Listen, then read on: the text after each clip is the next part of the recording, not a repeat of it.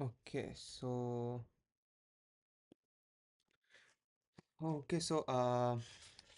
good evening, good morning to those who are good evening to those who are present here, and greetings of the day to the people who will watch this on YouTube.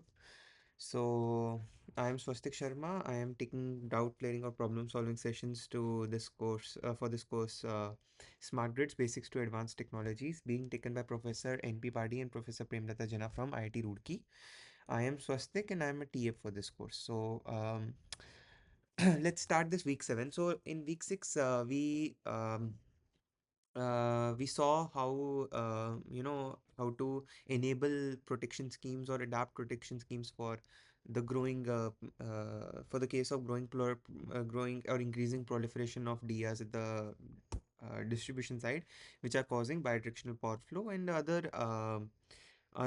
incidents such as the fault rated current of the fault current is now changing and other stuff, right? So to be able to, we need to adapt them to be able to suit the needs of the needs of the evolving grid, right? Then we studied about AC microgrids, and now we'll talk about control and controlling aspects of these AC microgrids, DC microgrids. Sorry, lights went out. AC, DC, and this sorry, where was I? Yes, AC, DC, and hybrid AC, DC microgrid, right? So let's start with the class.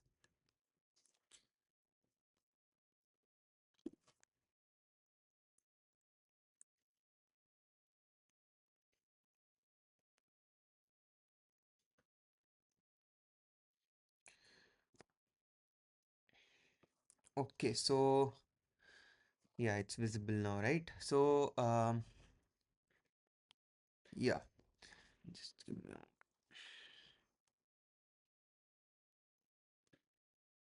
yes. So when we talk about controlling, what is the need of control over microgrids, right? So we want to be able to achieve, only so in when we talk about control, what do we mean is we mean that we can regulate the voltage, we can regulate the frequency in such a way that they stay in the band in which they are meant to be, right? So for example, voltage needs to be within 0.9 to 1.1 per unit, and frequency needs to be according to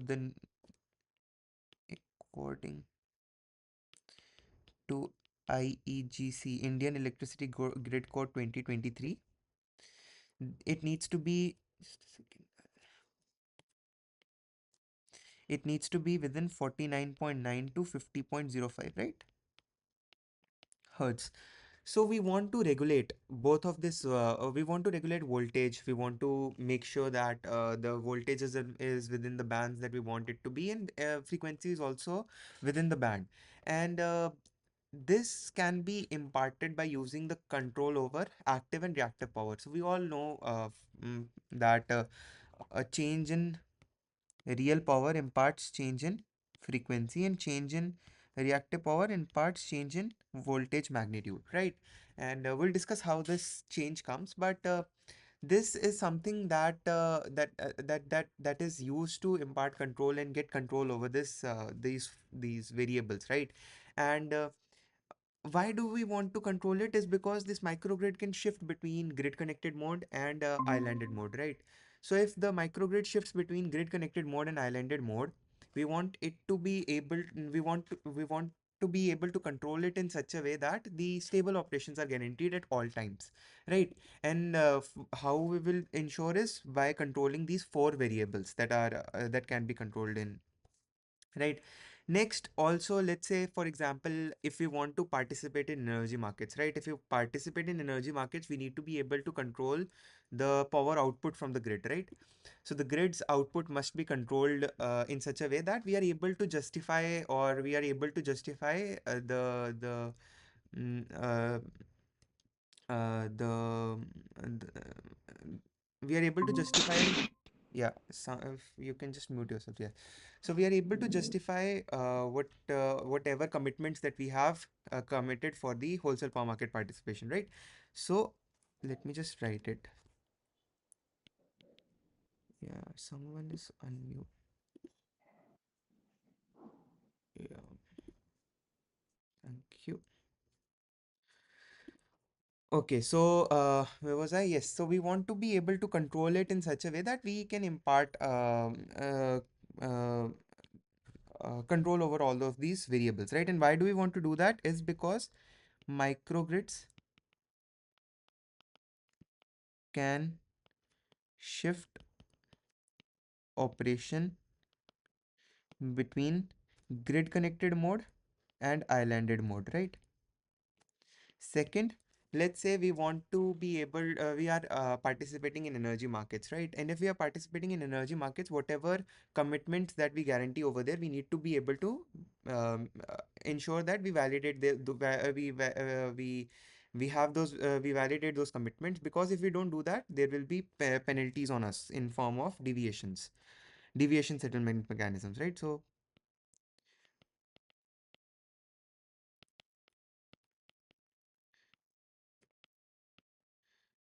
based on these four control variables, we can ensure that what we want from our microgrid is achieved. Another setup is, let's say for example, your microgrid is powering loads, right? There can be uninterruptible loads or there can be critical loads. When I say uninterruptible, that means that cannot be interrupt, and when I say critical, I mean that those loads which are very critical for their operation and they should not be curtailed at any cost. Like for example, a hospital load or a school load generally is considered to be critical, because we need to be able to maintain that power supply at all times, because they will if they stop functioning, it will be detrimental to the society, right? So be able to provide uninterruptible supply to critical loads. So these are the four things that we want. These are the few things that we want to achieve from them. And how do we achieve them? Is by making sure that we control these four variables in which the microgrids can be imparted these controlled with, right? So there are different ways in which this control can be achieved, right? So there is local control. There is this secondary control, then central control, and global control. So when I say global control, it's a control that is issued by a distribution system operator, which overlooks the entire distribution network operator, right? So let's say your microgrid is configured to a main grid, and this main grid is being managed by a DSO, which is a distribution system operator, or a DNO, which is a distribution network operator, right? And only this can impart this global control. So like for example, it can ask a specific microgrid to increase or decrease power consumption based on whatever the requirements of distribution network grid is at that time. So this is in a way in which global control can be imparted, right? Then at individual microgrid level, so in the microgrid level, there are three hierarchical controls. One is a local control, then secondary control, and central control. In this control, we have, let's say, a microgrid controller. I'll use a different pen,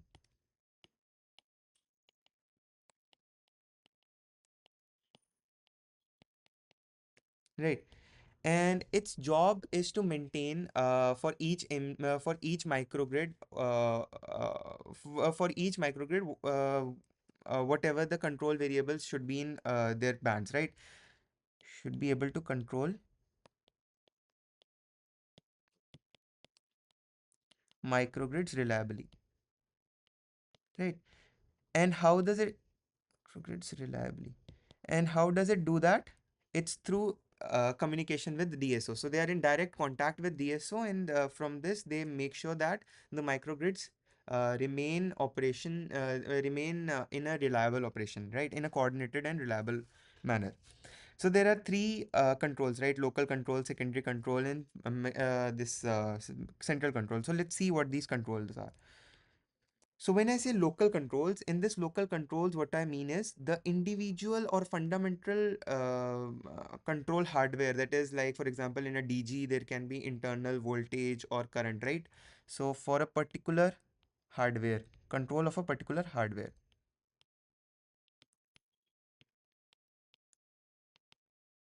When I say hardware, I mean individual DGs, right? So we can control their this reactive power output or their active power output, right? In a way that we want to be able to make sure that they can provide reliable, they can provide reliable supply and they can operate reliably. Now, how do we provide this local control is through droop controls, right? So what is a droop control? Droop control is for each DG. So let's talk about droop control.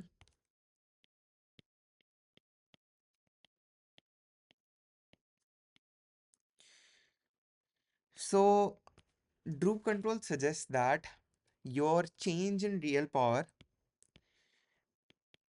is proportional is proportional to the change in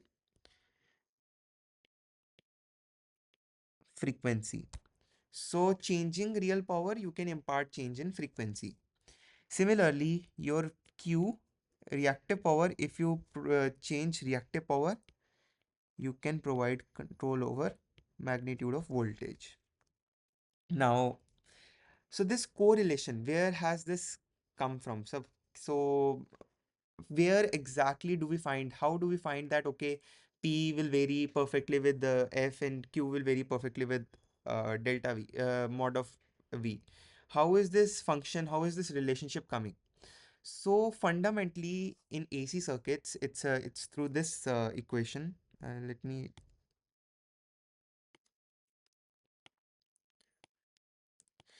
So what happens is fundamentally for AC circuits.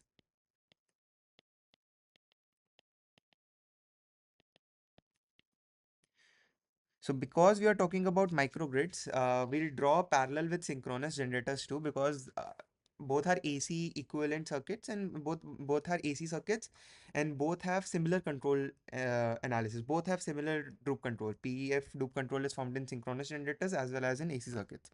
So how does this come? If I have some sending end node which has a voltage level Vs at an angle delta, it's connected to a receiving node which is at voltage VR angle 0, and it is connected using a line which has an impedance Z which is equal to R plus JX. So generally it is the assumption that we take that R by X is very small, right? So when I say small, I'll just write small. If this is the case, this becomes just Jx. So I won't do the whole analysis, but I'll just give you a brief, I mean, I'll just tell you how to get everything. So I know current. So how can I get the current? Current is nothing but Vs at an angle delta minus Vr at an angle 0 divided by the impedance of the line, right? It's just simple Ohm's law. Now I got this current. If I want to find the receiving end power, which is nothing but PR plus JQR, it would be VR times I star. So if I do this whole analysis, I will have something like this.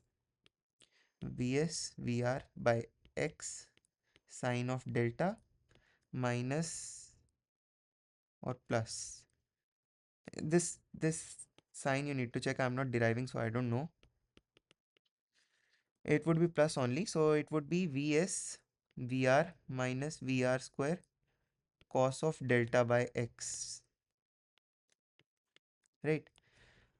So in this you can see PR is nothing but your Vs VR times sine delta, and your Q is also Vs VR minus VR square cos of delta by X.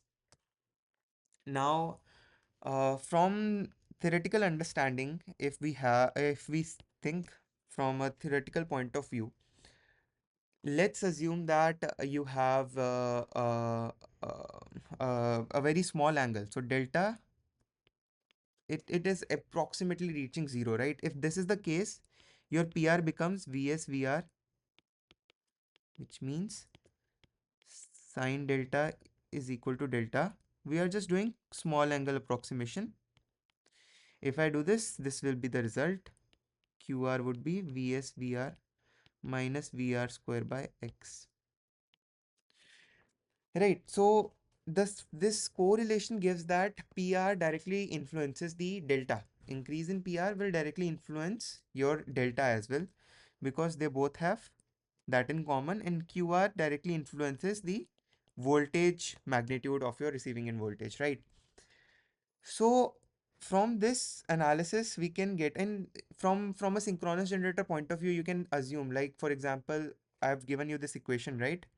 That M last last to last class we did d2 delta upon dt square is equal to nothing but Pm minus Pe upon 2hs base. I think no, this would be Pm minus Pe upon s base, right?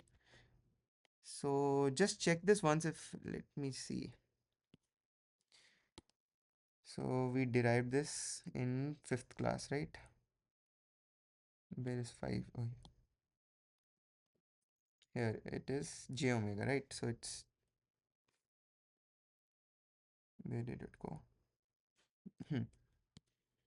Right, so let's call it j d2 delta c upon t omega. So it would be omega times j omega. So this is how it looks like, your equation, right? So you see your frequency and your power have a direct correlation from the synchronous generator point of view. This we all know, that if we increase the mechanical input to the mechanical output of the synchronous generator, the frequency will drop. The speed with which it moves decreases. And similar analysis can be viewed for AC circuits, right? So that is why when we say that this delta P change in active power is directly influences delta F and delta Q, this comes from that only. And it is counterintuitive as well. You have this reactive power, it does not do any it does not do any useful work, right? Its main job is to ensure that the inductances and your capacitances, right? They they mainly absorb and emit this reactive power, and it continues flowing from these loads to the loads, from these sinks to the source side, right? It continues flowing and it does no useful work. The only thing that it does is it decreases the voltage of the system.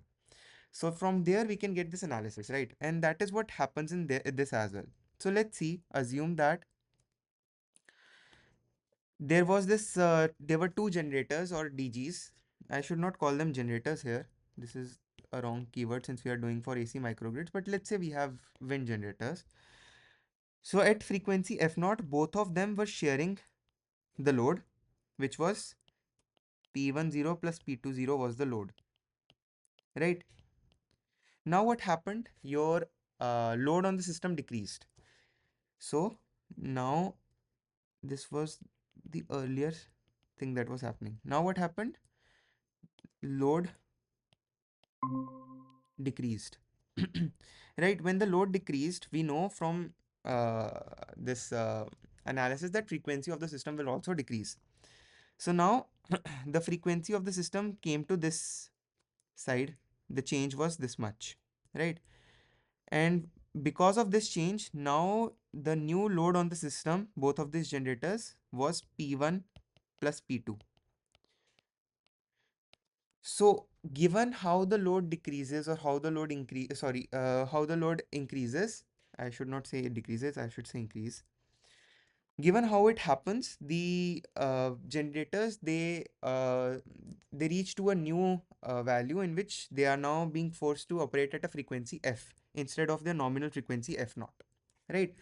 So this is how droop control works. So based on the frequency of the system, they share the load of the based on the load of the system, they share the load, and a new operational frequency is obtained, right?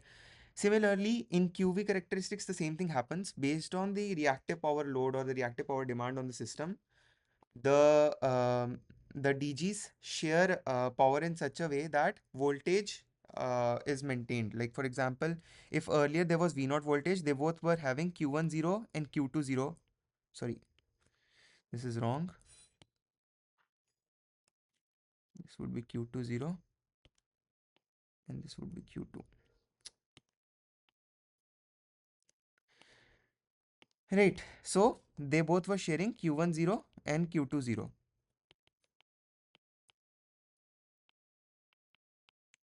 Now what happened, as the load changed, the voltage dropped, and the new operational load was Q1 plus Q2, and they were operating at a voltage V. Right. So based on how this based on this changes in frequency and load, the both generators or DGs present in the AC microgrid, they share load based on that. Right. So this is one way in which we can provide control over these characteristics, or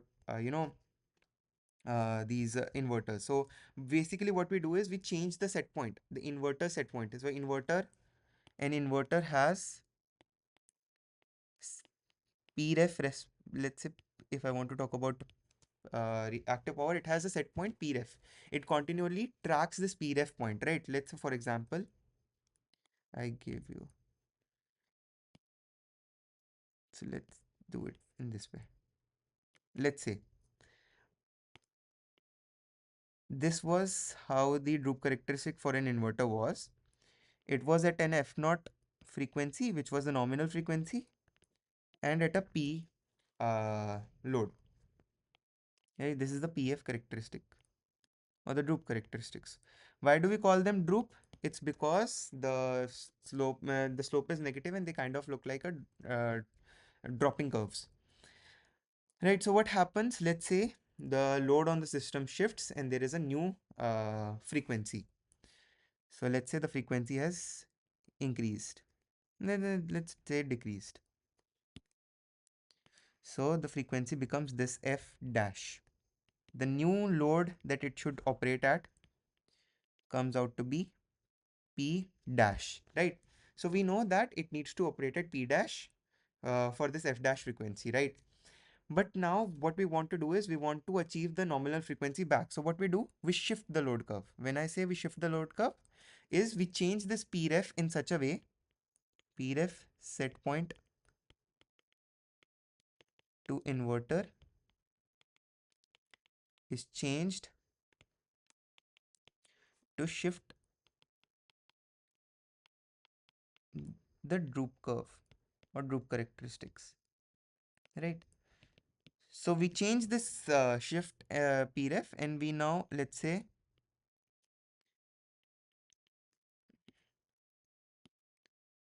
I'll just add this so that my graph is perfect. Yeah. So it shifts it to this point, right? So as you can see, we know the new load that it needs to achieve. We did that and we shifted the set point in such a way that it comes back to its nominal frequency of F naught. So that is what the use of the droop control is. We want to impart a change in such a way that we know what the new load has to be, and we change the set point so that the droop curve shifts and it reaches back to its nominal frequency of operation. Right. So that is what we do, and that is how this correlation comes. Did I discuss everything in loop control? So I wanted to discuss, yes. So in this way we impart control over this. Now there is a few drawbacks. So what are the drawbacks? Let's talk about drawbacks here.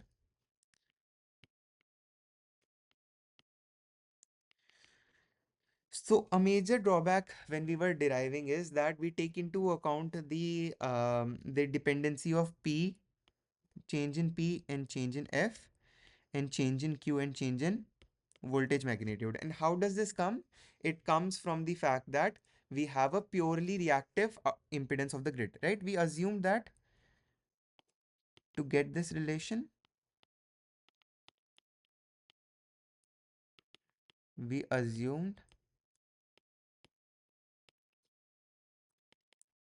that grid impedance is purely reactive, right? That is what we did. I told you here, sorry, here. that the grid impedance is purely reactive. It is just the X is coming. I mean, only the reactances is coming. There is no resistance, right? But that is not the case, right? At the distribution side, at the distribution side, R by X at distribution network is greater than R by X of transmission network. While this will work for the transmission network, it won't work for the distribution network, right? So that means we can't operate, or we can't have droop curve characteristics, uh, at least in its present form for the AC microgrids, right? Because we don't, the assumption of R by X being very less is not um irrelevant. So that means change in real power will affect change in magnitude as well. So to do that, what we do is we employ these different methods to adapt droop control. We use So we use the following methods, in which what we do is, the first one is virtual impedance based method. So in virtual impedance based method, what we do is we simply use a large inductor. I'll just write, we employ a large inductor. So what we do is we employ a large inductor between a converter and the AC bus. So in a microgrid there is AC bus, right? So between converter and AC bus. So how does it look like? Let's say that I'll draw it in the next graph. Let's say that this is our AC bus and this is our inverter. So we just use a large inductor to make the converter see that, it will just see that there is a there is a very low R by X ratio of the line, right? So the converter sees a low R by X ratio, and we can use the droop control, right? So what we did was we just virtually added one this a large inductor just to emulate that now the line has a very low R by X. So this is one way in which we can do, but I mean, this would seem impractical at a few points, because it will indirectly increase the impedance of the line as well, right? So the other thing we can do is we can use an adaptive droop control. Now, but in adaptive droop control, what we do is we adapt the droop coefficient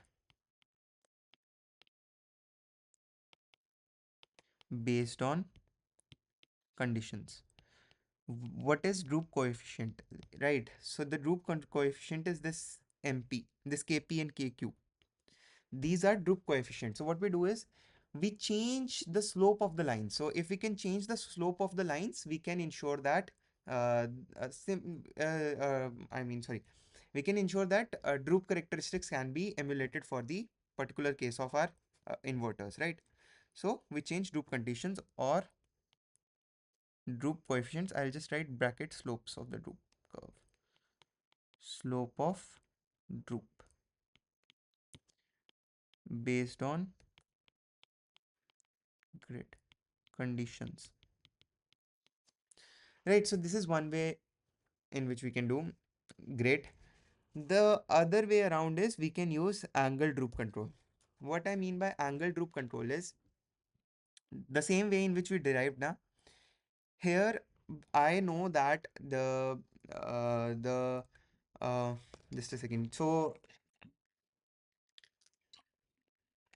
yeah, I assume that the sending end voltage is at a certain angle and the receiving end voltage is at zero angle. I mean, I just assumed for the simplicity of the case, but we can emulate, or we can change the phase angle difference in such a way that we can impart control over the characteristics, right? We can change this, let's say it's DRs voltage, we can change the phase angle difference, right?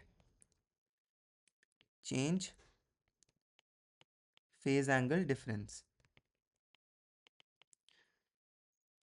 right? So if we do that, if we change the phase angle difference, we will have one more term over here, which can be used to impart control over the droop characteristics, right? So the DR's output voltage can be used to emulate control over its droop. The next is virtual frame transformation. In this, what we do is we change from a three-phase system to a, so in three-phase we change the reference from three-phase system to either alpha beta axis or DQ axis. Now, this phase virtual frame transformation, this is imparted using Clark's transformation. I'll just talk about, just bear with me for a second. And the other is Clarkson Park, right? Park transformation. So what do we do here? Let's say. So we have three phase quantities, right? So voltage is in three phases. So we change these quantity to DQ axis, VD and VQ. And we say that we have changed the frame, we have changed the frame of reference. And now what we can do is we can just by exploiting the characteristics of the DQ plane, we can impart control over the system. Right, in this frame, what we do is we, if you do, you'll see that these are rotating quantities, right? They rotate, rotating AC signals, but these are static or DC quantities. When you change the frame of representation, these become static or DC quantities, and we then see that the active power or real power is directly proportional to the D frame quantity, and reactive power is directly proportional to the Q frame quantity, right? So this is one way in which we can impart control by just shifting or changing the frame of reference. Instead of three phase quantities, we are just having two axis quantities, which are called VD and VQ. Then we can have virtual inertia based droop control. In virtual inertia, so generally the DRs don't have any inertia, right? They are massless um, hardware. And just like synchronous generators have some mass, and when they rotate, they can continue rotating for a certain period of time before the speed changes, right? But that is not the case with DERs like PV or any other DER. So what happens is we usually want to ensure that there is certain virtual inertia available. When I say virtual inertia, I don't want full blown inertia in which everything is we are just emulating a rotating mass. It's just that we operate at off MPPT, right? If let's say the DR can give Pmax output, we give some peak which is less than Pmax, right? So that there is certain headroom which we can use to supply in times when it is needed, right? So this extra active power can be used to increase the frequency of the system if it is deteriorating. So these are some ways in which we can impart control over the um, AC microgrids because of high R by X ratio, uh, which is which yeah which is a drawback of conventional droop control systems, right? So these are some ways in which we can control AC microgrid. So now there is another set of microgrid which is called a DC microgrid, right? So we discussed what is a DC microgrid. In DC microgrid, the the sources and the loads are all DC. So what we have is we have a pure DC bus in which there is no role of frequency, there is no role of reactive power, right? So what we have is we have active power and we have voltage, right? So what is a DC bus? Let's draw for your reference. This is a DC bus. We can have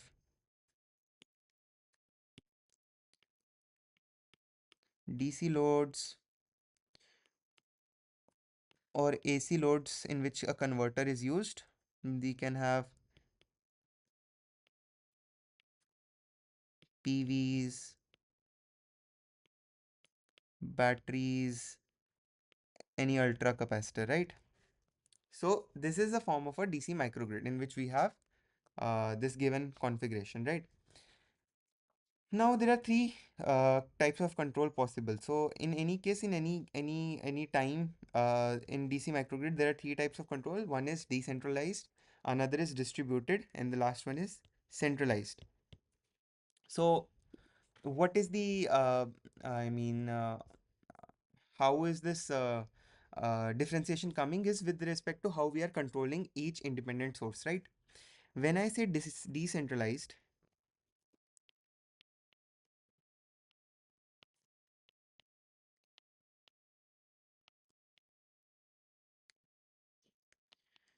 so we control each source, independent source, I should write each independent, sorry, each source independently, right? So let's say we have um, let's say we have multiple sources like PVs, wind, and then you have batteries, ultra capacitors. So we control each source independently with respect to however our microgrid is. All the terminal quantities of this independent sources are controlled independently, right? So such type of control, an example is loop control. In loop control, each individual source, let's say PV, the PQ or sorry, PV control is implemented independently based on whatever source there is, right? The other is distributed control. So in distributed control, right? So what we do in distributed control, so all the control functions are distributed throughout the network. So at a time we can control multiple units at the same time, uh, right? And it's just all the control functions are distributed throughout the network. So in decentralized we were controlling each individually. Now what we are doing is we have different control functions for different resources. Let's say if there are batteries and ultra capacitors, they are controlled differently. PVs are controlled differently, right? And this is called distributed control. So control functions are distributed. So I would request people to mute themselves, please.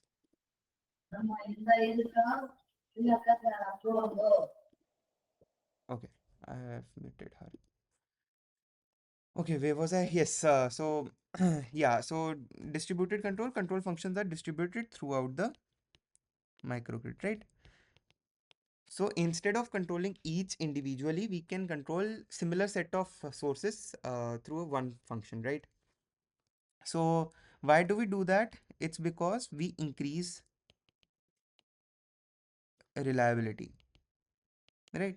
If we are controlling each individually, we have to have several control variables, several control functions, right?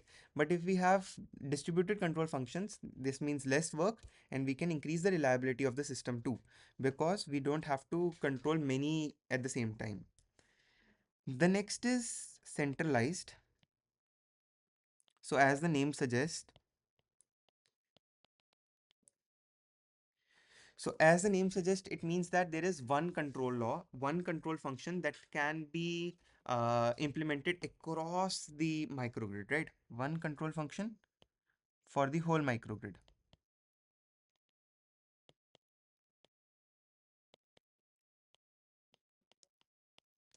Right. So what does this mean? That based on a central controller, let's say a microgrid controller issues this command, mg controller is a centralized entity. So a microgrid controller can issue a command and all of them have to behave individually based on however they can react, right? So these are three types of controls that are possible for a DC microgrid. And in it, we'll first study the decentralized control, right? So the first one is droop control. So I told earlier that there is no frequency, there is no voltage. So what is droop control in DC microgrid, right? So the normal droop control is nothing but PV, or we can say VI. I shouldn't write mod because there is no delta in VI, right? If we can control the output current of the DER, we can control the power too, right? So by using that relation, we can do that. And how do we have this? And how do we achieve this? Is by using this. I'll just yeah, I'll do it here only. So we know that at any given DR, let's say I, there is DC link voltage, and then we have some output current, right, of that DR times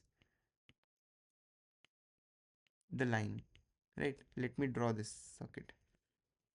So what I'm saying is this voltage is at a reference, what have I called it? DC naught, right? VDC naught. It is supplying some current IDC1, and this line has some impedance R line, right?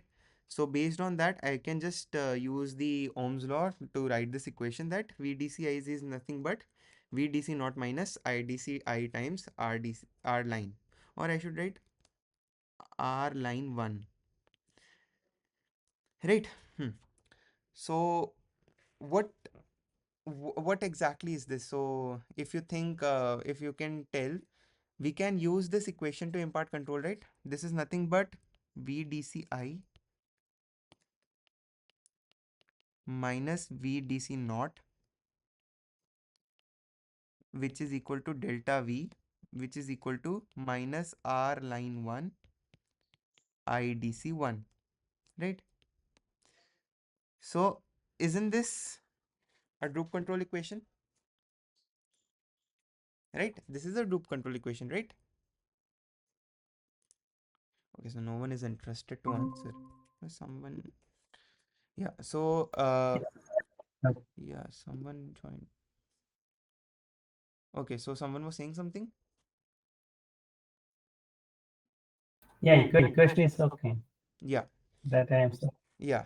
So right, so we can use this to impart a droop control, but there is a big drawback with this issue.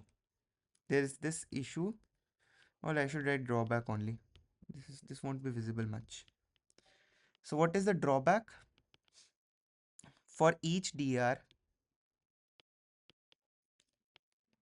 R line can vary, right? Making the droop control sensitive to R line. So in earlier case in AC, what I said was this coefficient, this droop coefficient was in R control, right?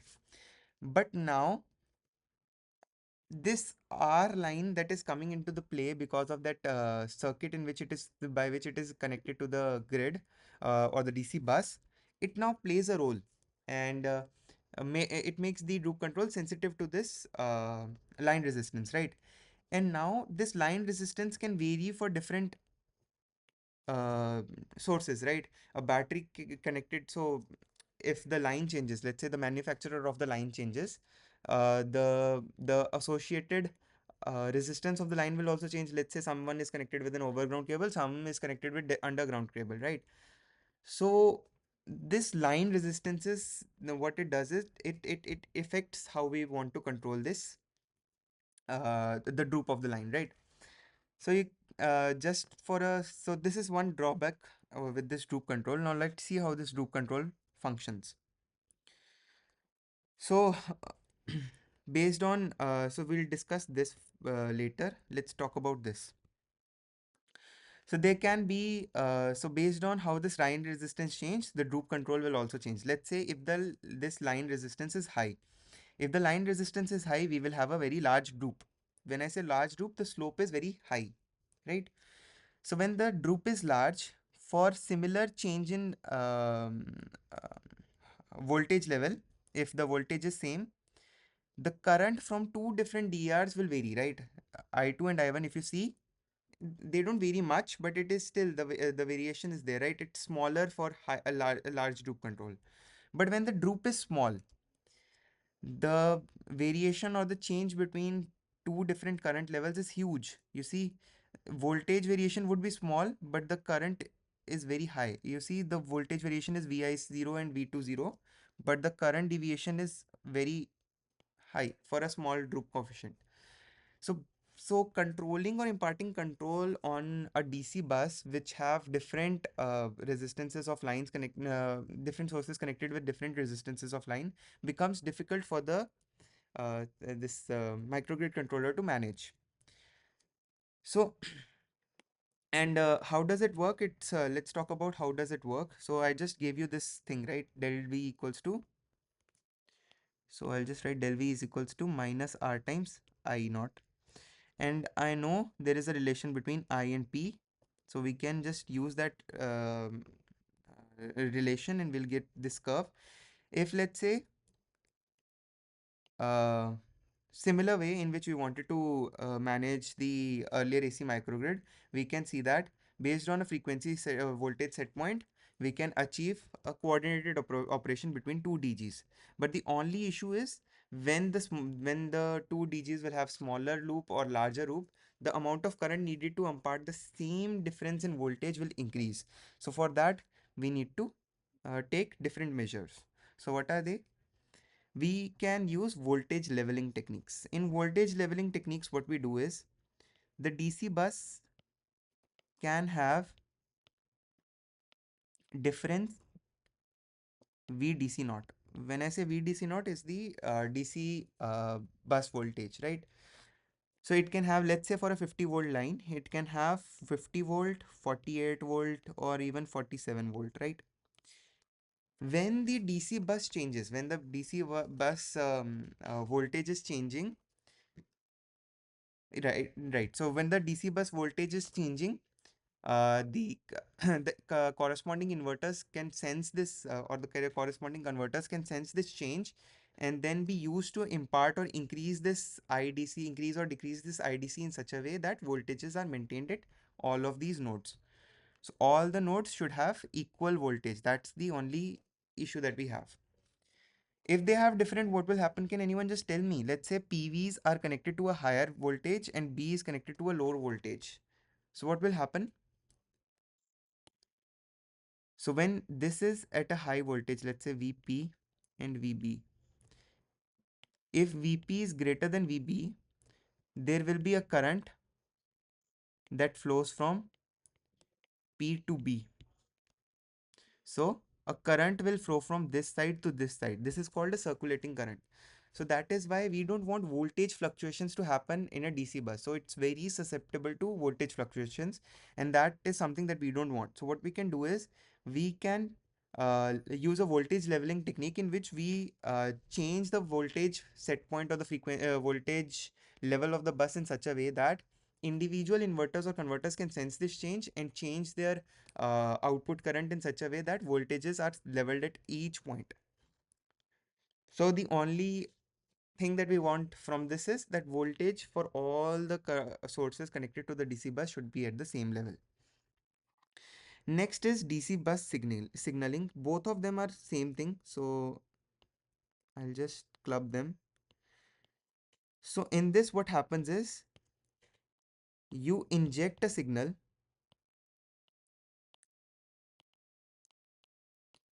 So what we are taking a reference from the DC bus is the DC bus voltage set point, right? So what we now do is we inject a signal. It can be a high frequency signal. Inject a high frequency signal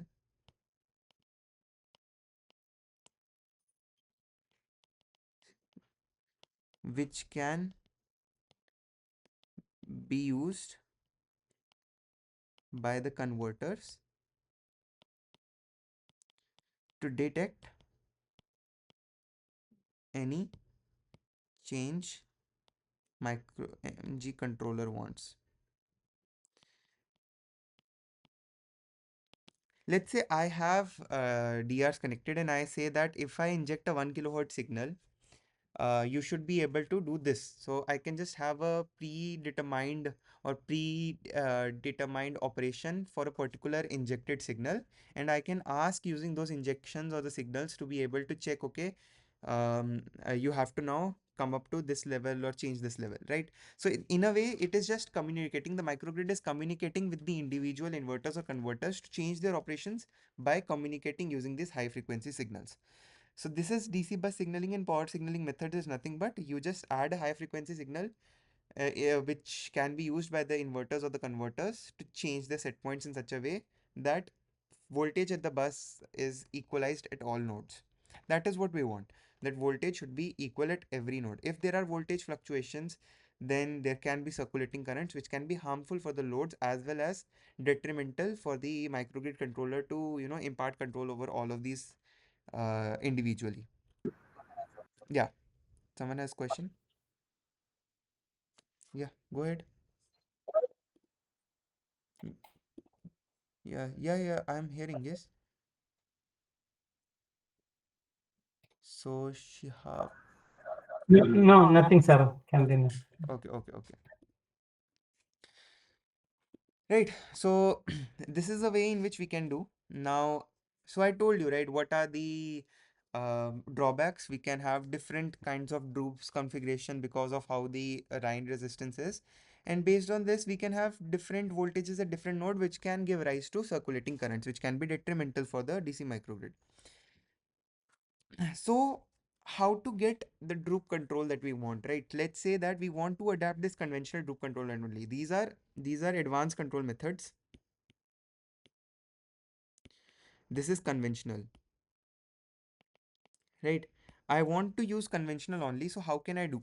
So what we can do is we can use a virtual resistance based droop control.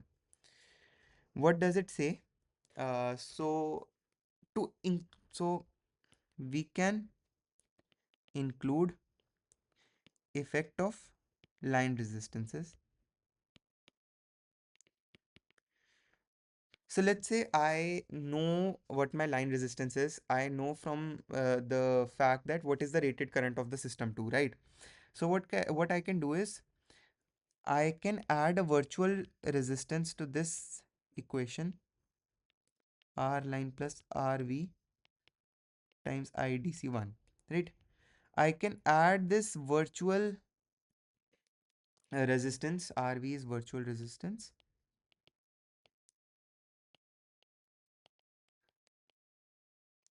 right, to manage the effect of the line resistances.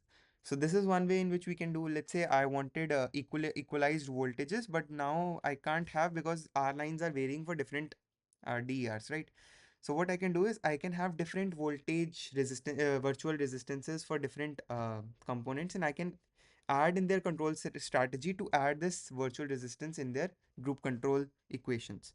So this is one way in which we can impart control.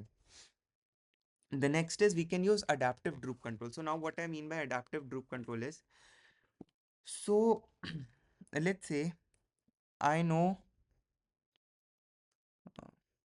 VDC1 minus VDC naught, right? Similarly, I know what my IDC1 and the rated output from the DR is known, right? So this would be some R droop.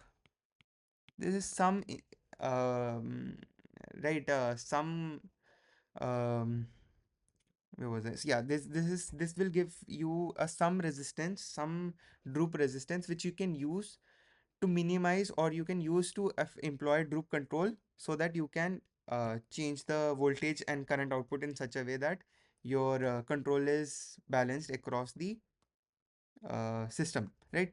So what you do, based on your rated current, this R droop and use it to uh, use it as an instantaneous, or you can say virtual impedance for your thing, right? Here what you're doing is, you know from fact what this RV would be. You're just adding it to the each droop control strategy.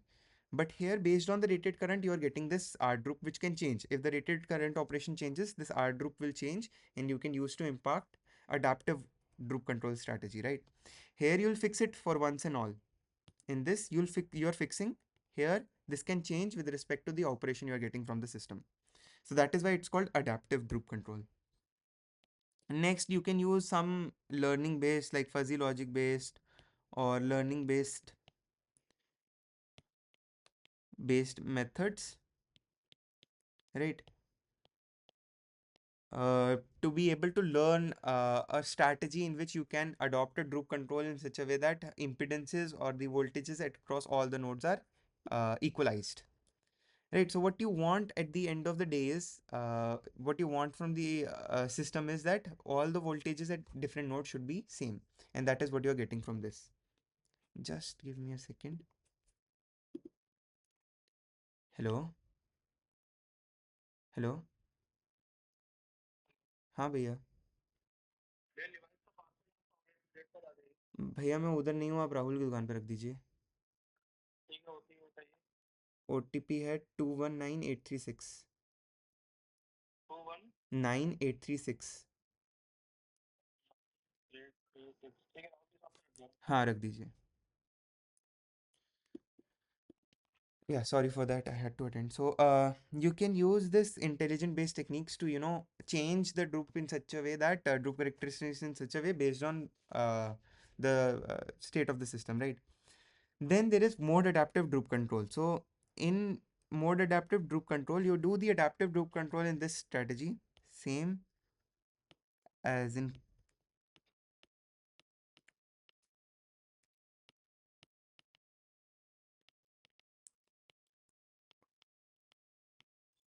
But what you're doing is, you are taking into account the mode of operation. So let's say the mode can be, you can have a, let for mode of operation of MG,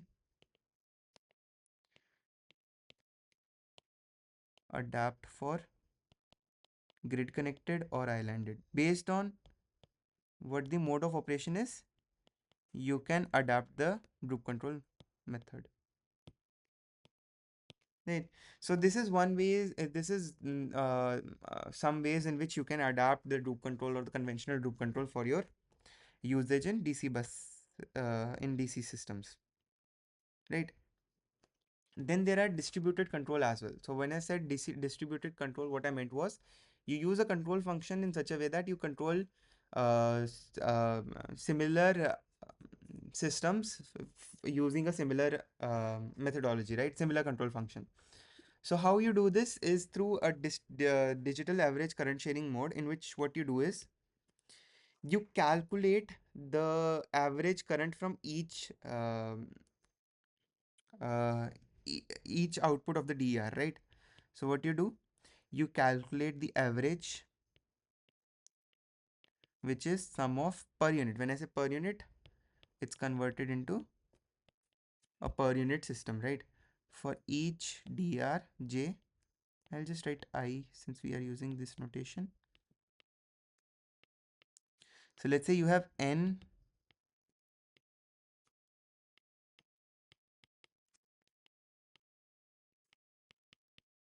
controllable DRs. You find out what the average current per source is, right? Per source, the average current you have known, right? Now what you do is, you use the same equation, but you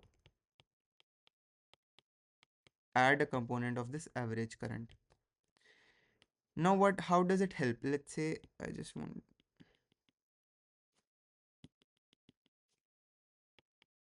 keep it separate.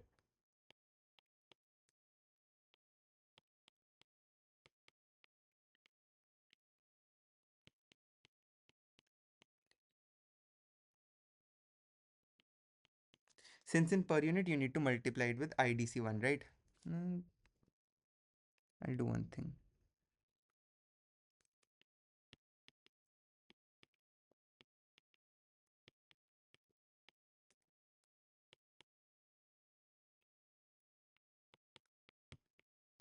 Okay. So what you're doing is you add this average component to your this to this group control equation to the line impedances, and what you're eventually doing is you are controlling based on the level of current they are sharing, each source is sharing.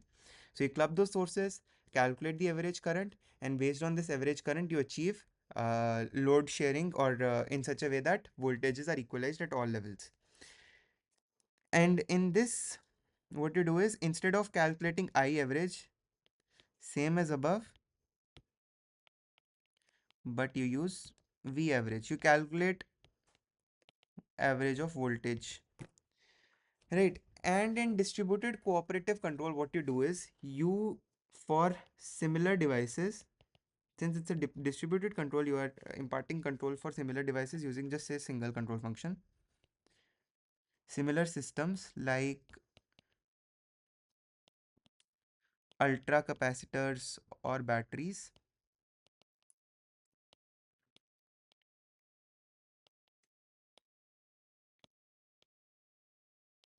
So for similar systems, what you do is you use a similar control strategy or a cooperative strategy. Cooperative multi-agent system strategy.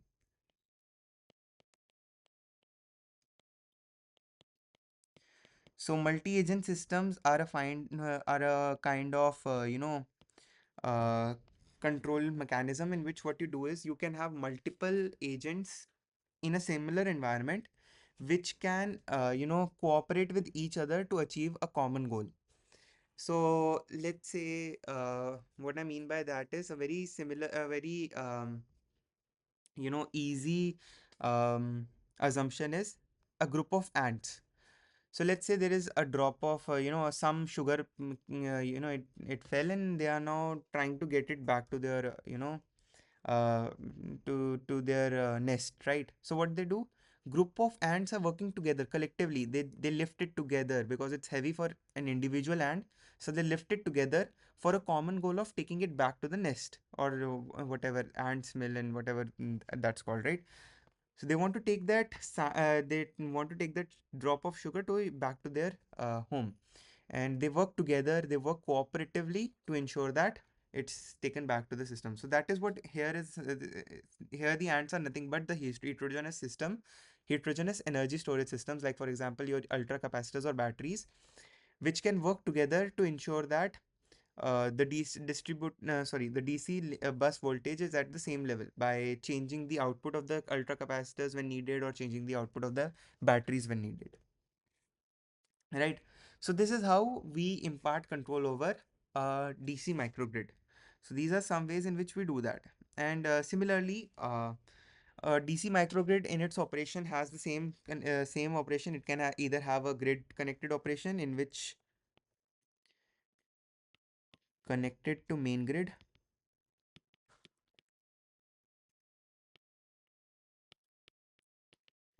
using interlinking converters,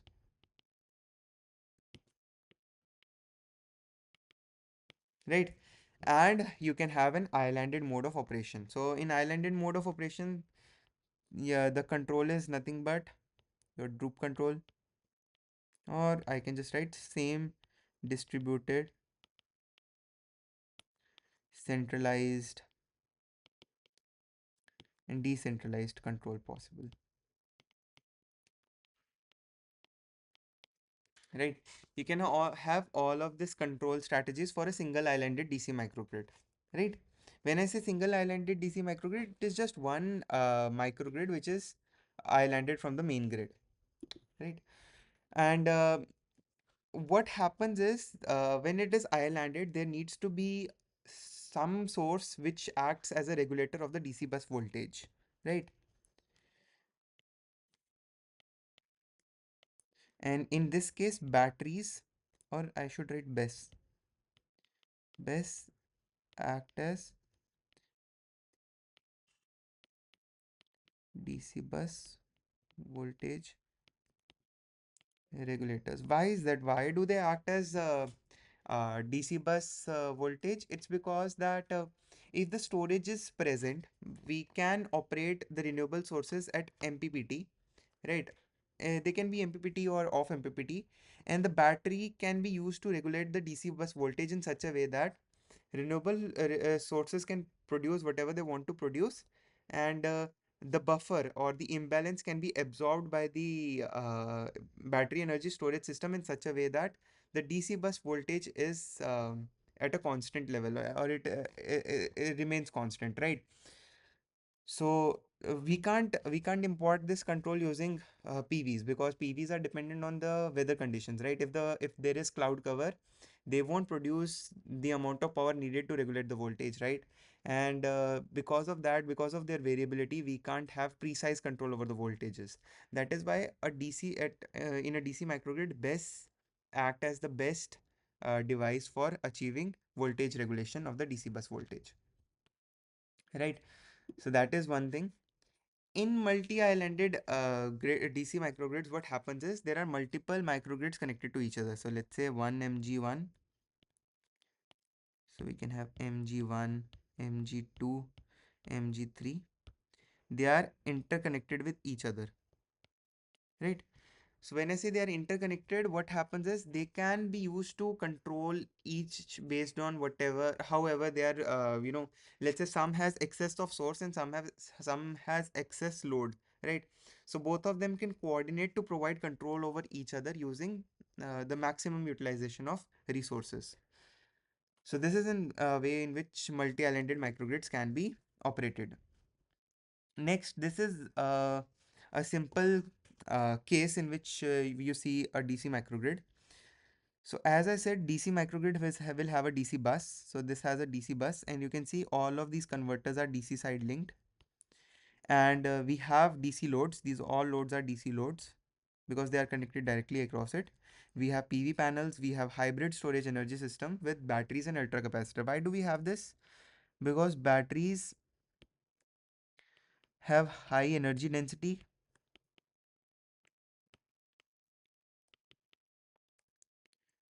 and low power density, and ultra capacitors, they have high power density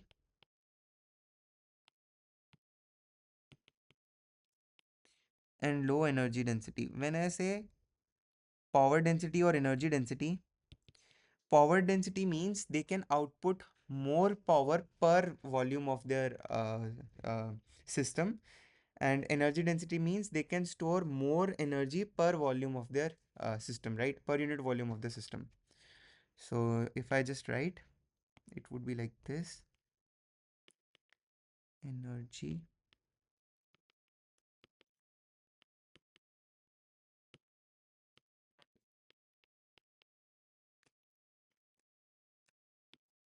or I should just write energy, and power would be output. Yeah, someone is saying something. Yeah,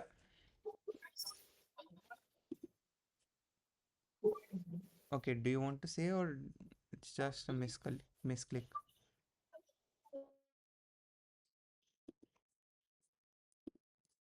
Okay,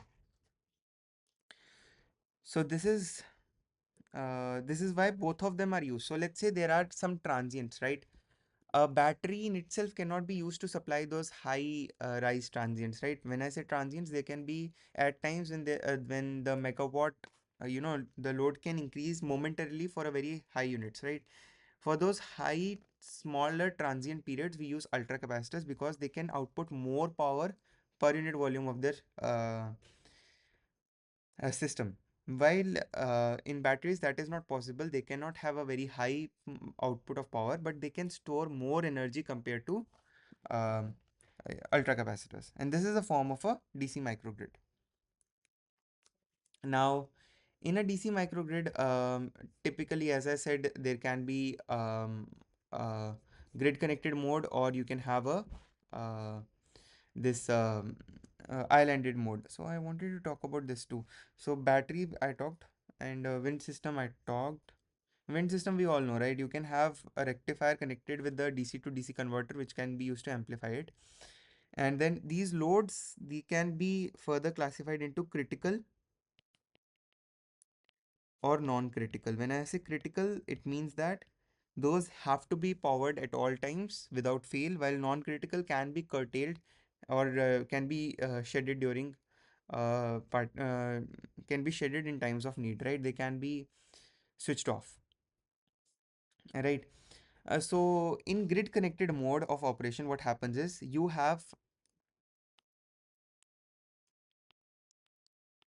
your grid acts as the regulator of the bus, and you have some load. You have power coming from PVs, from wind, from battery, right? Or you can have ultra capacitors as well. But in islanded mode, your battery regulates. So when I say star, it means it is the reference for the rest of the inverters, or the set point for the rest of the inverters, right? So it regulates the voltage of the system, DC bus. P load, P gen, sorry,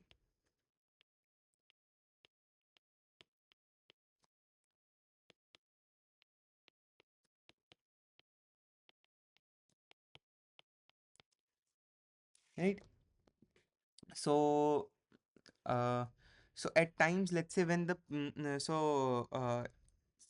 yeah, in grid connected mode, your grid power is regulating the voltage, and in islanded mode, your battery regulates the voltage, right?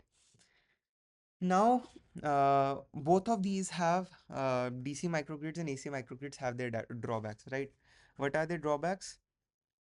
So most of the uh, l- your so most of your loads are AC in nature, right? Your residential loads are AC, you have industrial loads, these are ACs, and but your renewable energy supply, they are DC in nature. So PVs you get is DC, your batteries are DCs, right? So DRs, they give DC output.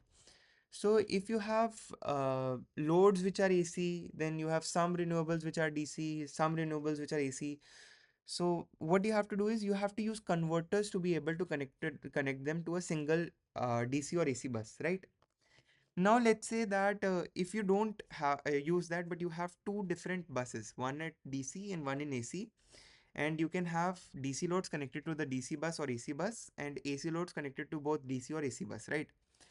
So as you can see here, you use two different buses, your DC and AC buses, for a AC-DC coupled hybrid microgrid.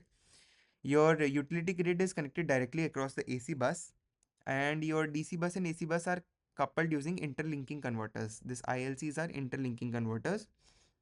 You can have a DC bus DC generation or AC generation, and you can have your storage element connected to it.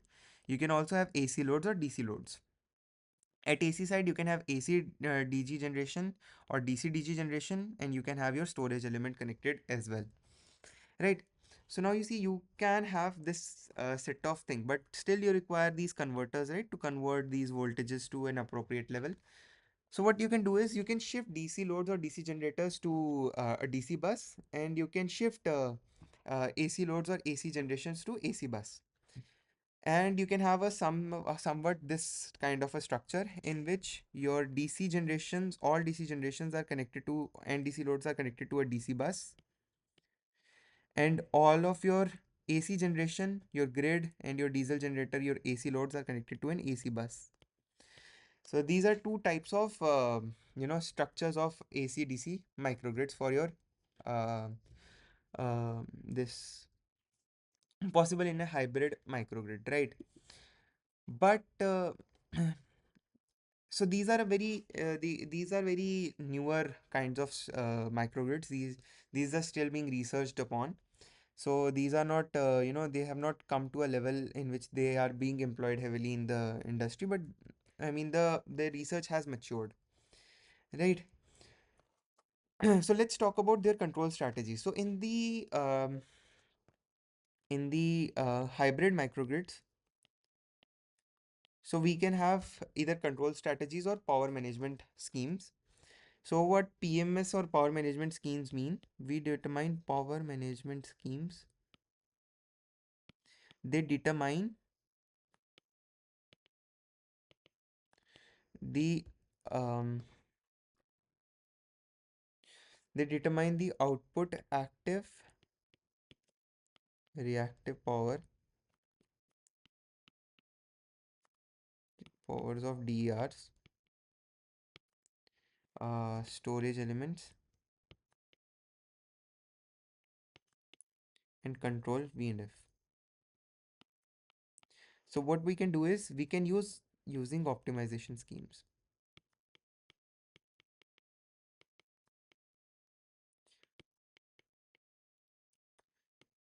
So we can use optimization framework in which we can determine optimal set of set points for this active and reactive power, as well as for storage elements and VNDF, in such a way that we can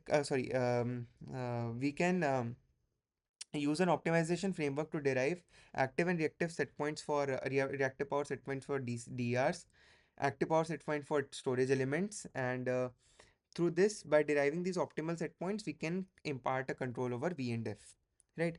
But there are challenges. So there is what kind of challenges it face? One, no single global variable, right?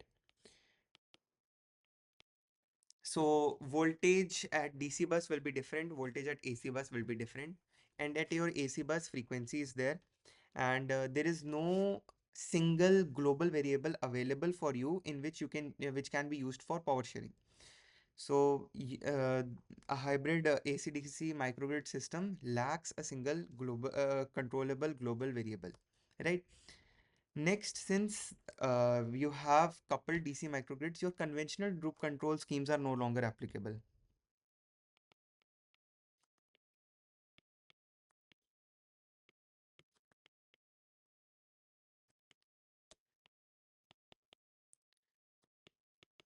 because they are coupled. If you change voltage of AC bus, your DC bus voltage will also shift, right? So a conventional group control system cannot be made applicable, right? So these are some, challenges related to the power management schemes or control strategies of um, this coupled hybrid AC/DC microgrid, right? So in grid connected mode, uh, you can have some. So we'll discuss some power management strategies. PMS for So for grid connected mode and for islanded mode, we'll see these strategies, power management strategies, right? So there are two kinds of uh, possible modes. One is a dispatched power mode. When I say dispatched, it means that we control the exchange, the output of DRs individually, right? We dispatch them. When I say dispatch them, we control how much active power they can output at a given time, at a given point of time. So in dispatched power mode, what you do is you the power exchange,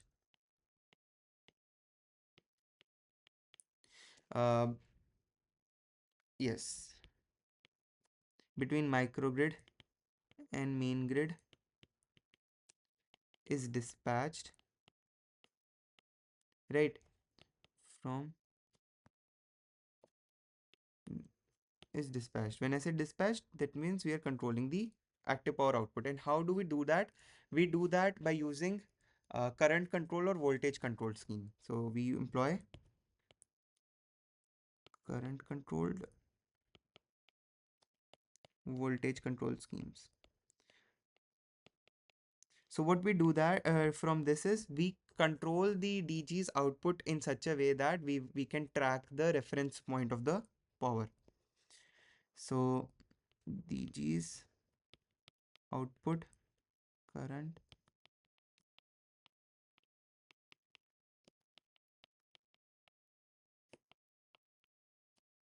Similarly, in the voltage controlled, we control the DG's output voltage.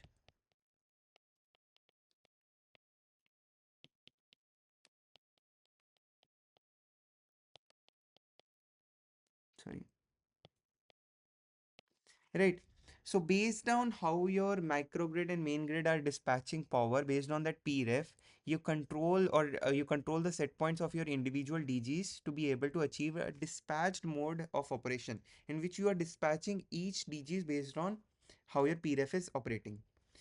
The second is undispatched mode. In this, you don't control any output from any DGs. All your DGs operate at MPPT. So when I say MPPT, they don't track a reference point. They just output whatever they are producing. So they are tracking the maximum power point, right? So when they are tracking the maximum power point, they just output whatever they can produce at a given point of time. So these are some power management strategies possible in AC/DC microgrid. You can see there are two kinds of strategies: grid connected or standalone. And as I told you, we have two kinds of strategies. Either we can dispatch the power output, or we can have undispatched power output, in which whatever we are producing, we just continue to give, right? In dispatched power output, what we do is we control the DC bus voltage using a voltage control mode, and then your DGs and storage elements on the AC bus coordinate with the DGs and SCs on the DC bus to provide dispatched power output, right? So they balance the power output from each of the DR. And similarly, you can have your DGs or SCs act as a act control the voltage of the bus. So you can have two things: either you can have the interlinking converters control the voltage of the bus, or you can have your storage elements control the voltage of the bus. If you let the storage element control the voltage of the bus, your interlinking converters and your other storage elements on the AC side act on a dispatched mode, in which they balance the power, and your interlinking converter can also act in a power control mode. In undispatched power output, only your interlinking converter set the voltage of the bus, and your DGs, all AC and DC, operate at MPPT. Whatever they are producing is given. ACs generally are on charging mode. When I say charging, it's because you want your renewables or DRs are tracking the maximum power, right? So this maximum power can vary, and if it is varying, to have that smoothened output, you just uh, take in whatever excess they are producing, minus load, subtract the load from this output of their DRs. Whatever left generation is left is sent to the storage elements. In standalone, when they are not connected to the grid, you can have either a DC bus voltage control mode or an AC bus voltage control mode. In DC bus voltage control mode, what happens is your storage elements on the DC bus, they act in voltage control directly. And if they have AC bus, so your DGs and SCs on AC bus act on voltage control mode directly. In both of these, your interlinking converter either act in voltage control mode, or your DC link voltage control mode, or power control mode. So you can have uh, any reference from either your converters or your DG side, storage element side. Based on that, you have your storage elements and DGs working on however you want them to be, either balancing power or setting the voltage of the system, right? So, so these are some ways in which you can adopt a power management strategy for your hybrid AC/DC microgrid, in which you can impart control over the individual components. So this is what was covered during week 7. So just to we'll just do a quick recap. So we started with what are the key control variables in a microgrid. So we have 4 key controllable variables. Either we can control active power, reactive power, and based on that we can control voltage and frequency.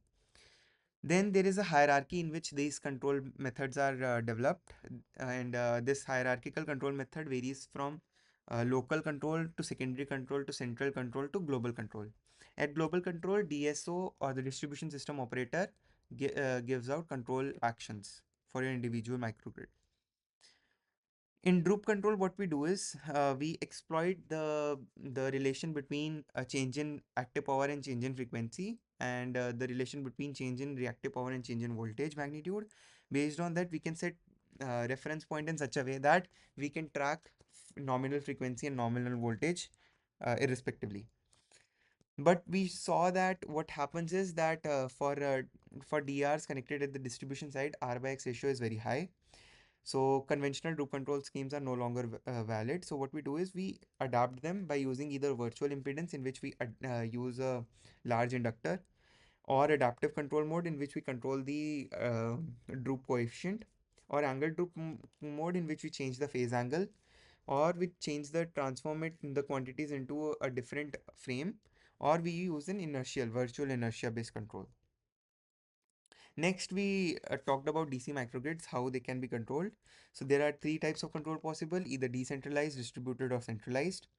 In decentralized, we checked how loop control can be done for DC microgrid. We saw that we don't have reactive power or frequency, so we can use or exploit the relation between voltage and current to provide loop control. Next, there can be signaling based approaches like DC bus signaling or power line signaling, in which we inject a signal to be able to check if how the inverters are behaving, right? Then we said, okay, the droop control is sensitive to the line impedances of the lines with which the DGs are connected. So we adapted the droop control based on these following four approaches. Either we have virtual resistance based droop control, in which we add resistance values to the droop coefficient of the DC microgrid, or we adapt the droop control to be dynamic in nature based on how your DC current or voltage magnitude are changing. Then we can use fuzzy logic or machine learning based approaches, or we can use a mode adaptive control, in which whether it's connected to a grid or behaving as islanded, we can control the droop of the characteristic.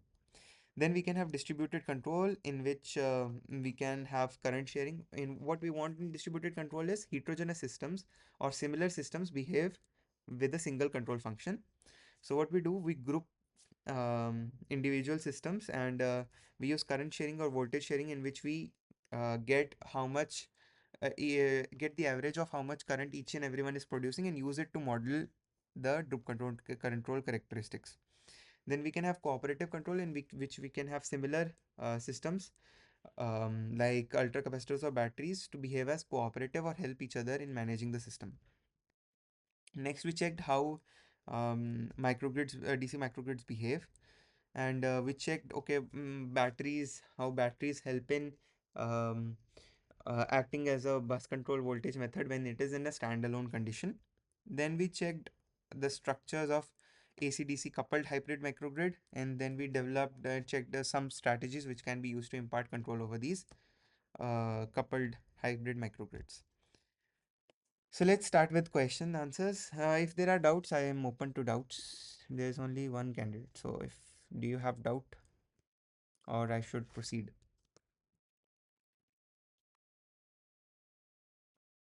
Yeah, if you have doubt, you can unmute yourself.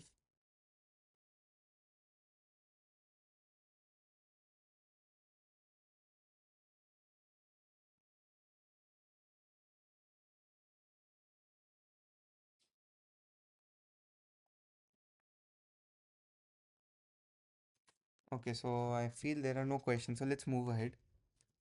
So the first question, in the AC microgrid, the global control receives power references from.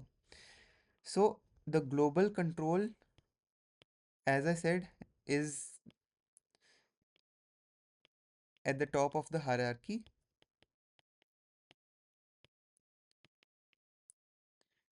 and it is generally provided by a DSO or a DNO or a distribution management system. So, hmm, so I should just write DMS as well over there,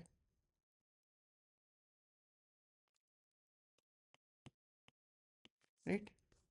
So we can have a distribution management system, which can manage the whole distribution system, and it can issue global control variables too, right? So the correct answer is C.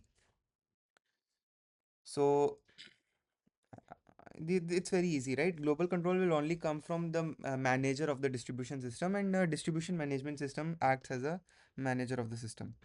Next, in order to improve power sharing in loop control, what kind of component is connected between the power converters and the AC bus in virtual impedance based loop control? So I told you, so R by X ratio is high, right, for distribution network. So to virtually emulate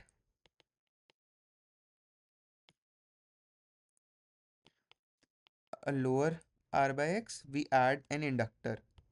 So the correct answer is B. Next, the conventional droop control in a DC microgrid reduces the reference DC bus voltage due to. Okay, so I told you, right? So delta V is equal to minus R line times IDC, right? So if I draw its characteristic, it will be like something like this.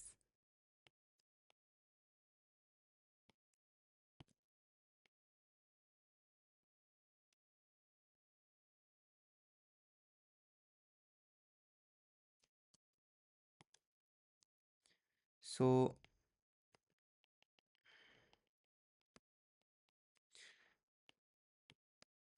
so if my voltage decreases, what happens? My current increases. So to be able to to be able to track that reference voltage, if it decreases, we have to increase the amount of output current from the DER. So the correct answer is A, increase in output current. Next, the interlinking converter in hybrid AC to DC microgrid during grid connected mode operates in what mode? So I told you, right? Interlinking converters always regulate the DC bus voltage. So the correct answer is DC bus voltage regulation mode. Right.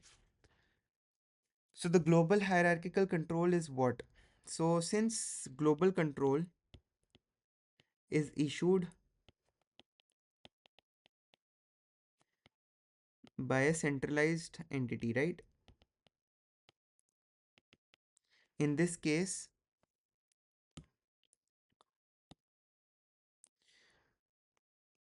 so a DSO is in contact with the main grid and many other microgrids, right? So this global control means it's a single centralized controlling point, right? So the global control becomes a centralized control method. So the current answer is A, centralized control. Next, the ultra capacitor connected to DC microgrid along with the battery is a. Okay, so I told you, right? Ultra capacitors have high power density. They can output more per unit volume and low energy density. They can't store much. So the correct answer is A again. Right? Okay, so no one is there. So I have to do it on my own. Okay. Poor voltage regulation in droop control DC microgrid is due to. Okay. So I told you here, right? So what happens is droop control in DC microgrid suffers from how the R varies, right? Now, so if I want to change my voltage, if I change my voltage reference for same amount of voltage reference change, the current changes very less, right? It is minimal. So from a centralized entity point of view, I won't be able to check if the output of the controller has changed or not. So therefore, uh, the voltage regulation in droop control DC microgrids, poor voltage regulation is generally um, seen in large droop quantities, because if the droop is very large, let me do it here. This is large and this is small, right? So let's say my voltage changes from this to this reference. So this is V bus, V naught. Earlier this was this. So the current was I naught 1, I naught 2. Now my voltage set point has changed. This is V naught. So the current output changes by I naught 1 dash. This that is why I wanted it to be very lower. So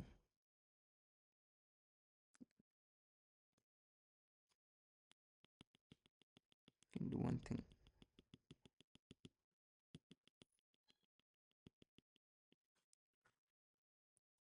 So V naught is here. I naught 1, I naught 2. Right? I change my set point to this. Sorry, to this. this becomes V naught 2. So the change, if you see, in smaller droop quantities more compared to the large droop quantities, right? So you want, so the poor voltage regulation is generally seen in large droop quantities.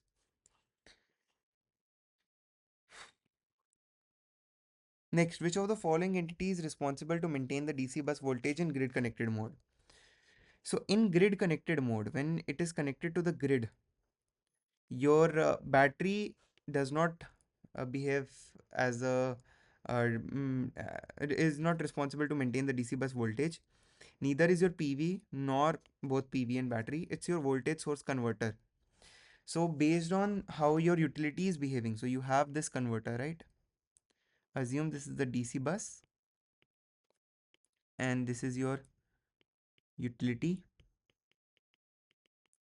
So you have a voltage source converter. So this helps in regulating the voltage by sensing the change in the utility. If the utility changes, if the power from utility changes, your interlinked converter, voltage source converter, interfacing converter changes the set point in such a way so that the DC bus voltage is regulated. Next, battery connected to a DC microgrid is a high energy, low power density device. I have told you many times why, because it can store more energy, but it cannot output a very high um, power. Next, in the hybrid energy system, which of the following device help to compensate for high frequency switching transient? So I told you, right, when the transients are there, let's say I draw this and let's say there is a huge transient, right? So this transient, I told you your battery cannot supply because the battery cannot discharge at a very high rate for a very small time. This can only be supplied by your ultra capacitors. So the correct answer is, or supercapacitor. I mean, ultra capacitors and supercapacitors are same thing, right?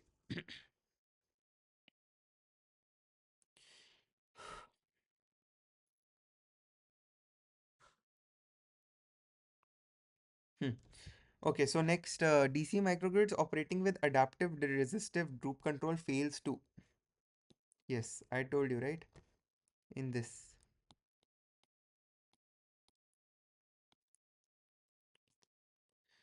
So in adaptive droop control, what it's doing is it's adapting based on how the current is changing, right? So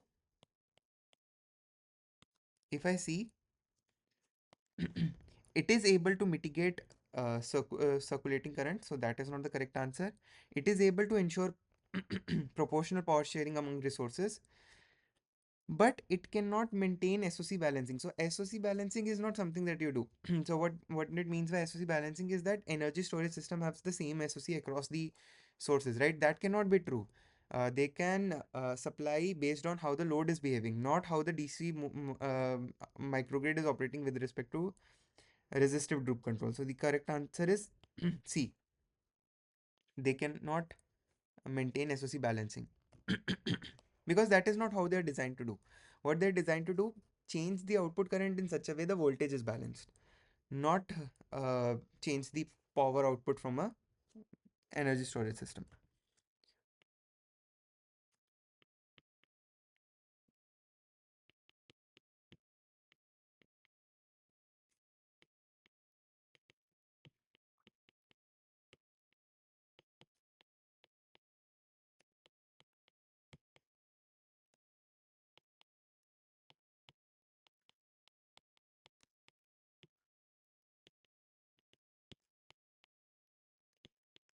Right. Next, an islanded hybrid AC-DC microgrid has excess renewable energy and fully charged energy storage systems feeding uncontrollable loads both in AC and DC bus. So we have an excess of renewable energy and we have fully charged energy storage systems. The possible solution to maintain the system stability. So if we have excess renewable energy and our battery energy storage systems are fully charged, that means operate the we have to operate the REDRs in off MPPT mode. That is, we need to regulate their dispatch in such a way that the load is equalized, right? So you have to maintain this, that P gen is equal to P load. Now your so now you have P RE plus P bat is equal to P load. Now this is more, right? This is very high. This becomes more, and your battery is not operating because it is fully charged. So what you do, you make sure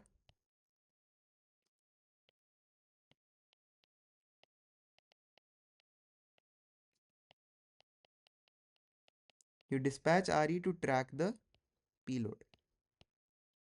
So the correct answer is operating renewables in power dispatched mode. Oof. Next, which of the following statements is true in the grid connected operation of AC microgrid? Battery charging PV at MPPT, diesel generator regulating the voltage and frequency. Okay. Battery charging PV at off MPPT, diesel generator regulating the voltage and frequency. So it's grid connected, right? So we don't want diesel generator to regulate the voltage and frequency, neither here. So we can have battery at charging, PV tracking the maximum power point, and diesel generator turned off. So the correct answer is C. Because it's grid connected, the diesel generator cannot regulate the voltage and frequency. It's being regulated from the utilities side. Next, what do you mean by 5% droop in local hierarchical control? So when I say del F by del P, so they are saying a 5% deviation in normal frequency causes 100% change in output power. So when I say droop control is 5, right? So that means 5% change in delta frequency changes 100% of delta P. This is what this means when droop control is 5. So the correct statement is this. Next, a 5% deviation in output for power causes a 100% change in nominal frequency. This is not correct because that is not what this means. Next, a 50% deviation in nominal frequency causes a 1000% change. Yes, if you multiply 10 both sides, this will become 50 and 1000. Right? So 5% per 100% and 50% per 1000% mean the same thing. So this is correct. 50% deviation, so this is wrong. So the correct answer is 1 and 3. Next, which one of the type of advanced droop control technique? So which is an advanced droop control technique?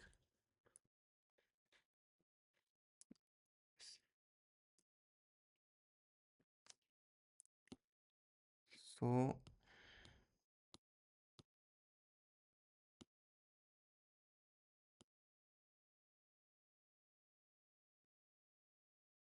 hmm. So this can be verified from sorry. This is not TSM. So this can be verified from Sir's lecture. Over there he has characterized them into different advanced and um, different techniques, so you can verify from there. So the correct answer is virtual resistance based loop control. So just verify once. Next, a hybrid storage system combines a battery with its energy management system and ultra capacitors, correct? So when I say hybrid, we have a combination of high power density and low power density devices, or high energy density or low energy density devices. Next, ultra capacitor is a low energy and high power density device. This is correct. So the correct answer is both. Which of the microgrid has a DC bus at its main bus? So the correct answer is DC microgrid because it has a DC bus that is connected to different sources and loads. Which of the following are the operating modes of a microgrid? So a microgrid can operate in both grid connected and islanded, right? So the correct answer is both. It's very easy. What are the future research areas of hybrid microgrid? So we need to develop communication systems, better power management schemes, and they have economic concerns because now the amount of converters that you are using increases because you require these interlinking converters too, right? So that is why the economics is also a concern. So the correct answer is all of the above. So the first slide I mentioned that we have four control variables which are P, Q, V and F. Second last, which of the following is a type of intelligent control technique? So virtual impedance is not intelligent. We just add some impedance to the. Then angle droop control is also not. We just change the phase angle difference. Uh, and then we have multi-agent based controllers are a intelligent technique. So the correct answer is C. Last question. Dash is a type of decentralized microgrid control. So I told you, right? Decentralized microgrid control include the following. No, this one. Right? So these are decentralized microgrid control. So the correct answer is DC bus signaling method. Right? So this is what I wanted to discuss today. So what we discussed today was control management schemes and strategies for AC microgrid, DC microgrid, and AC/DC microgrid. Um, so this is all that I wanted to discuss for today. So if there are any questions, I can take them now. Otherwise, we'll end stop the lecture here. So any questions?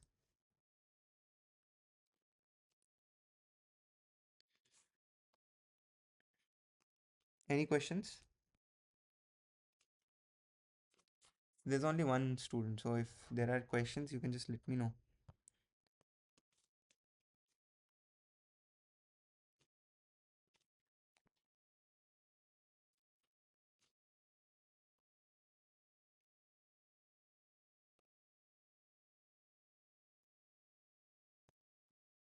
Okay, so if there are no questions, we'll end this lecture today. So I hope that you're liking the lecture so far. So I know this course is a bit heavy, and that is why the attendance has dropped significantly. I mean, anyway, so I hope next time more people join. So this is kind of like a plea to people who will watch this on YouTube that please join the lectures. Otherwise, it's just me sitting in front of a screen, just saying stuff. I don't know if what I'm saying is correct or not. So nobody is there to correct me if I'm wrong at any time, right? And so these solving these MCQs are only fun if people solve it with me. And so right, if you like the lecture so far, if you have a problem with how I'm taking the lectures, you can just let me know in the comment section of the YouTube too. Bye bye. See you all in the next week.